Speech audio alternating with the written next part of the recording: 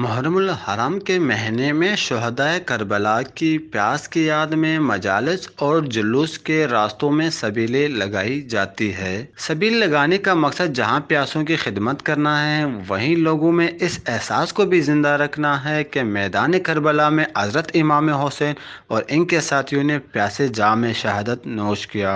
سبیل لگانے والوں کا کہنا تھا کہ وہ یاد کربلا میں لوگوں کو مشروبات پلاتے ہیں اور ثواب حاصل کرتے ہیں۔ ہم نے مولا حسین کے نام پہ لگائی، شہدائے کربلا کے نام سے۔ اس میں ہمارے بچے، ہم سب اپارٹمنٹ کے سب لوگ شامل ہیں۔ بس مولا سے یہی دعا ہے کہ ہماری یہ سبیل قبول ہو۔ سبیل لگا کے اور اپنے مولا کے لیے عزاداری کرتے ہیں، اور اسی طرح سبیل پہ شربت پلا کے، نیاز کر کے، جو لوگ بھوکے ہوتے ہیں ان کو کھانا کھلا کے، جو لوگ پیاسے ہوتے ہیں ان کو شربت پلا کے، پانی پلا کے، اور بس اپنے مولا کو قبول کروانے کے لیے ہم یہ کام کرتے ہیں، اور ہر سال کرتے ہیں، اور ہر سال اسی طرح کرتے رہیں گے ہم لوگ۔ ننھے عزادار اور ان کے اہل خانہ بھی پیاسوں کو شربت پلاتے نظر آئے تاکہ خدا اور اہل بیت ان سے راضی ہو جائے۔ میرے بچوں نے بولا کہ ہم یہاں سبیل لگا لیتے ہیں، تو یہاں آپ کو پتہ ہے کافی مشکلات ہوتی ہیں سبیل لگانے میں، تو ہم نے اللہ کا نام لیا، امام حسین کا نام لیا، یہاں روڈ پہ آ گئے، مولا کی سبیل ہے، کیونکہ 3 دن سے پانی بند کر دیا تھا مولا کا، تو بچوں نے بولا کہ وہاں بھی بچے اللہ تش کی آوازیں لگاتے تھے، تو ہمیں سبیل لگانے کا موقع دیا جائے، اس وجہ سے ہم روڈ پہ آ گئے۔